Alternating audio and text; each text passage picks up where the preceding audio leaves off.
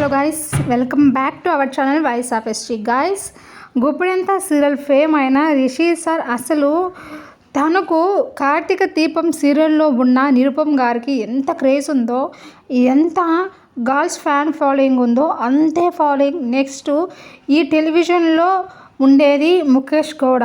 ఇతను సరే మన తెలుగు నటుడా అంటే అదే కాదు, కన్నడకు సంబంధించిన వ్యక్తి. ఒకసారి ఇంటర్వ్యూలో అడిగిన క్వశ్చన్స్కి ఈ విధంగా అయితే సమాధానం చెప్పాడండి.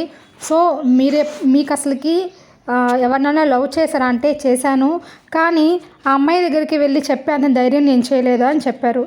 నెక్స్ట్ ఫస్ట్ కిస్ ఎప్పుడు ఏ టైంలో అంటే చెప్పాను కానీ అని ముసిముసిగా నవ్వేశారండి. అంటే ఆ విషయం తను స్కిప్ చేసేశారు. నెక్స్ట్ మీరు ఎప్పుడైనా పోలీసుల చేత కొట్టించుకున్నారంటే ఆ కొట్టించుకున్నాను ఒకసారి.